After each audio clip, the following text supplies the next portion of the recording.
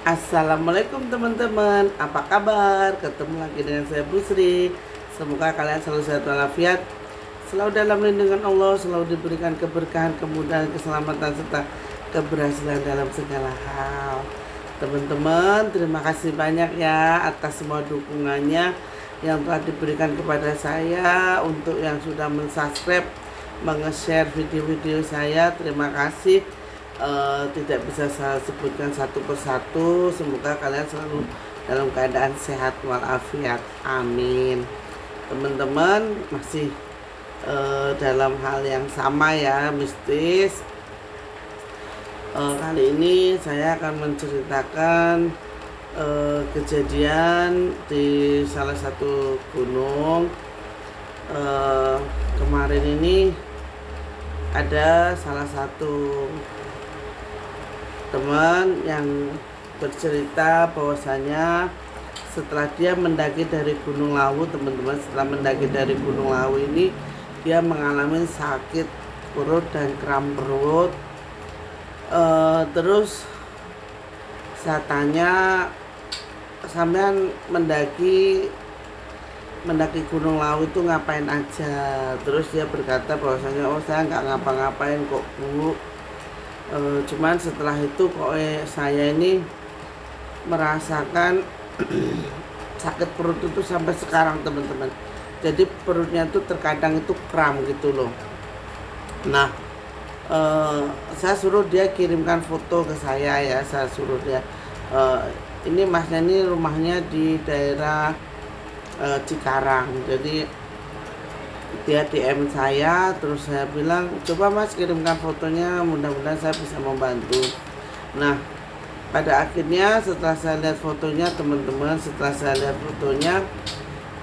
saya melihat bahwasanya mas, maaf ini sampean di Gunung Lawu itu ngapain, saya bilang gitu kan. Dia tidak mengaku, teman-teman. Dia tidak bilang bahwa oh saya enggak ngapa-ngapain kok Bu, saya waktu kencing pun uluk salam kan gitu kan. Saya melipir-melipir, saya uluk salam katanya kan gitu.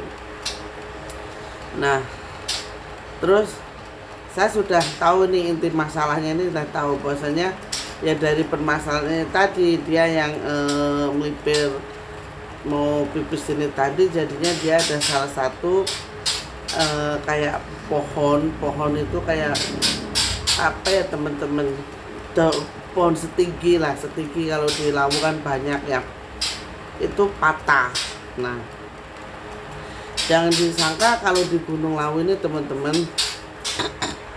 kalau di Gunung Lawu ini walaupun hanya sebatang pohon, maksud saya ini hanya sebatang pohon kecil, itu jangan dianggap sepele ataupun dianggap enteng, teman-teman. Karena apa? Karena di Lawu ini benar-benar gunung purba, gunung lama, dimana masih banyak kehidupan yang jauh di luar nalar manusia gitu loh, teman-teman, di luar logikanya manusia. Kalian kalau masih ingat itu kasus kematian Mas Andi Kurniawan ya, Andi Setiawan itu yang lari-lari sambil membopong kayu diselimutin pakai jaketnya. Itu sebenarnya bukan Mas Andi Kurniawan itu nyelimutin kayu tuh, enggak teman-teman, kalau teman-teman perhatikan itu. Jadi Mas Andi Kurniawan ini, almarhum ini, dalam benak dia, dalam pikiran dia itu sedang membopong teman perempuannya. Kalau saya lihat itu seperti itu loh ya, wallahu alam, saya nggak tahu. Sedang membopong teman perempuannya yang kedinginan. Nah, kalau menurut cerita-cerita di YouTube ya, di YouTube itu saya tipe kilingnya itu bahwasanya Mas Andi Kurniawan ini, Mas Andi Setiawan ini sebelum meninggal dia mengantarkan temennya untuk kencing, sedangkan ketika temennya ini sudah selesai kencing, Mas Andinya itu udah nggak ada kan gitu loh, teman-teman. Nah, disinilah rawannya Gunung Lawu itu seperti itu. Di Gunung Lawu penguasa tertinggi itu Muslim, jin Muslim, teman-teman.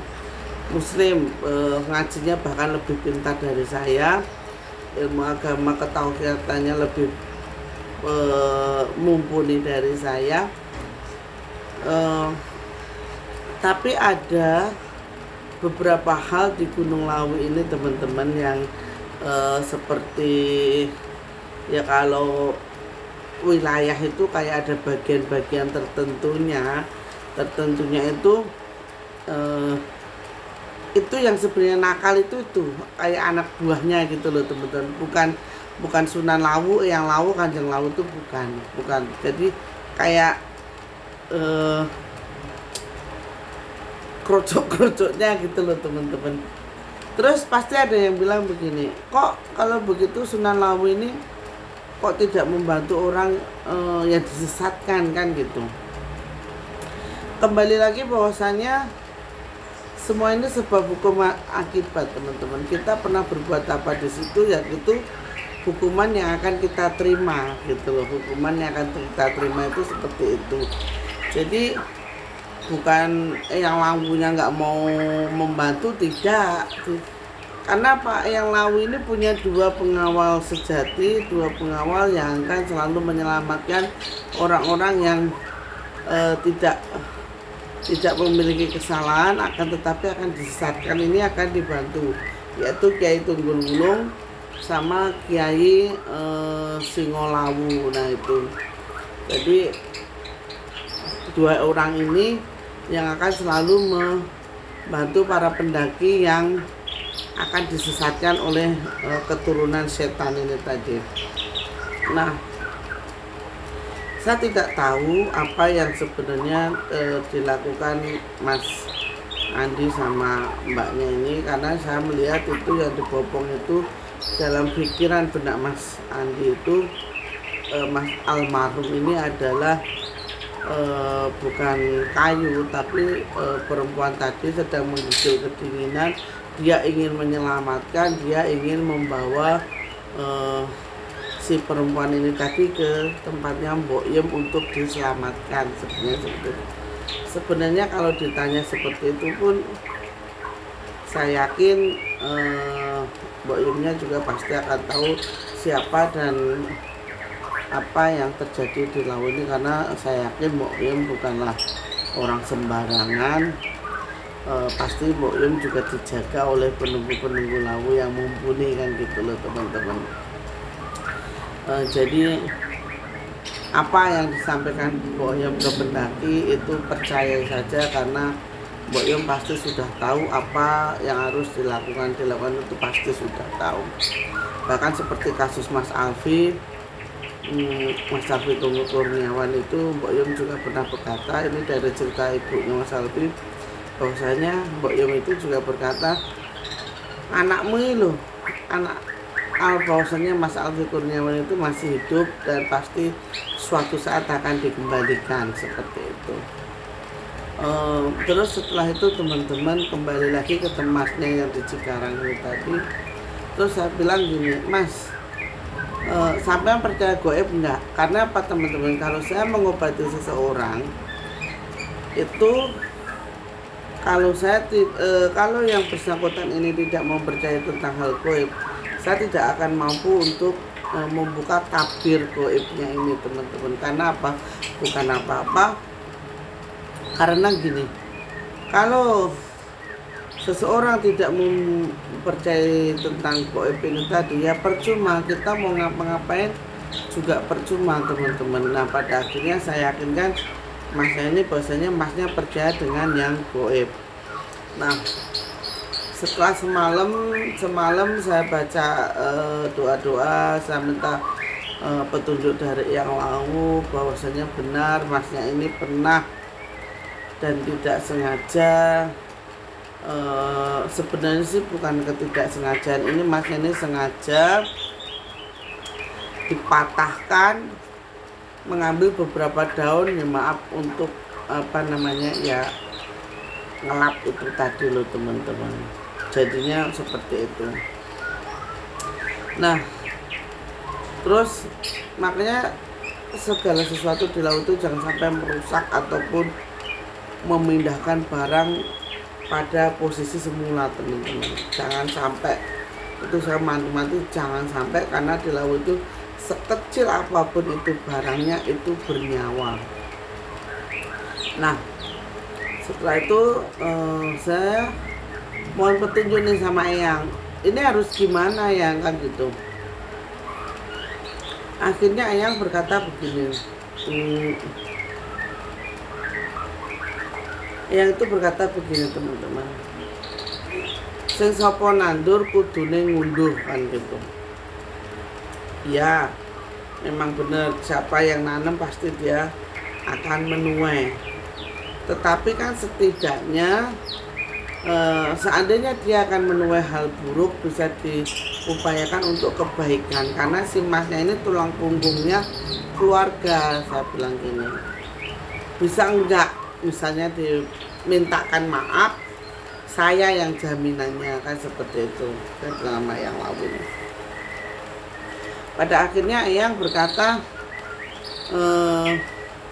kamu itu jangan terlalu membela orang-orang yang bersangkutan dengan Gunung Lawu katanya, karena sebenarnya itu bukanlah kewajibanmu dan bukan lagi menjadi tanggung jawabmu. Lalu saya kan orangnya ngeyel ya teman-teman, saya orangnya ngeyel. Saya bilang, kalau Eyang masih ingin ngomong saya, Eyang masih ingin mendampingi saya, yang ingin menjadikan saya sesuatu, mohon untuk ditolong dikeluarkan ini dari belenggunya yang punya daun itu tadi. Saya bilang begitu. Nah pada akhirnya nih teman-teman, saya tanya sama masnya, Mas nanti kamu 7 hari ke depan kamu mandi pakai air garam, bacakan 30 1 ayat kursi, tiupkan ke airnya untuk mandi kan gitu. Nah pada akhirnya 8 hari setelah mandi ini masnya mengabari saya bahwasanya perutnya sudah tidak teman-teman, tidak sebah. Itu apa sih kalau orang Jawa bilang tuh apa sih, sebah gitu loh teman-teman. Terus saya bilang gini, Mas ya mohon maaf, ini sebagai gantinya sampean coba nyembelih ayam. Saya bilang gitu, sampai menyembelih ayam, terus itu harus melalui tangannya sampean sendiri. Sembelih ayam, niatkan kamu ingin membeli jiwa dan ragamu lagi. Saya bilang gitu. Nah masnya ini kan ketakutan ya teman-teman, wajar lah, takut itu wajar. Tapi pada akhirnya saya katakan insya Allah tidak akan terjadi apa-apa, insya Allah semuanya akan aman, akan kembali kepada kodratnya. Jadi masnya nggak perlu takut, yang penting lakukan saja apa yang saya suruh. Nah setelah dia di hari ke-21 ini nyembelih ayam, malamnya ini masnya ini dimimpiin teman-teman, dimimpiin bahwasanya masnya ini dia itu seperti dirantai itu di perutnya teman-teman, di perutnya, terus dirantai. Terus ada satu kakek-kakek itu yang mengambil dia dari belenggu itu, yang melepaskan dia dari belenggu ini. Nah setelah itu masnya ini telepon saya, bilang, Bu, saya ingin main ke tempat ibu, kan bilang gitu. Nggak usah, soalnya kan kamu jauh di Cikarang, nggak usah kesini, nggak usah ke Jakarta. Dari kamu ke Jakarta ke tempat saya, kamu sodako aja di masjid atau di anak yatim di sekitarmu. Kalau ada anak yatim, kalau nggak ada ya janda, kamu beli ya buat makan sembako apa-apa terserah, tapi nggak usah ke tempat saya bilang gitu. Akhirnya tuh Mas ini berkata begini, Bu, saya semenjak kejadian ini Bu, saya percaya bahwasanya goib itu ada, saya percaya. eh, jadi saya mohon maaf ya Bu, kalau sebenarnya saya selama ini sebelum Ibu berkata untuk saya mandi itu saya tidak percaya, tapi akhirnya saya percaya. Terima kasih ya Bu gitu. Pada akhirnya Masnya ini sehat teman-teman, sehat kembali. Makanya saya bilang Masnya ini suka mendaki. Jadi alhamdulillahnya dia disadarkan bahwasanya di gunung itu nggak boleh bersifat sombong, angkuh, nggak boleh bersifat adikung sok pinter, itu kan nggak boleh seperti itu. Pada akhirnya Masnya ini sehat kembali dan sampai sekarang masih komunikasi, masih ituin langsung sama saya, dan alhamdulillah Masnya sudah sembuh kembali. Jadi siapapun yang ingin mendaki ke Gunung Lawu, kalian harus berhati-hati bahwasanya sekecil apapun benda yang berada di Gunung Lawu, entah tumpukan batu, entah ranting yang menyilang begini, itu jangan sampai kalian pindahkan ataupun coba merubah bentuknya teman-teman, karena sebenarnya itu adalah bernyawa. Jadi intinya saya bukan menakut-nakuti, saya hanya memberitahu ya teman-teman. Semoga teman-teman berkenan. Kalau ada yang ingin tanya-tanya, monggo silahkan, saya terbuka, boleh DM IG atau Facebook, nanti baru saya kasih nomor HP. Kenapa saya tidak kasih nomor HP-nya teman-teman, karena nanti dikiranya saya dukunnya yang nyari pasien kan gitu. Saya bukan dukun, saya bukan orang pintar, saya hanya berbagi pengalaman. Begitu ya teman-teman. Akhir kata demikian dari saya, mungkin ada kurang dan lebihnya saya mohon maaf. Semoga kalian selalu dalam kebaikan. Amin amin ya robbal alamin. Assalamualaikum warahmatullahi wabarakatuh.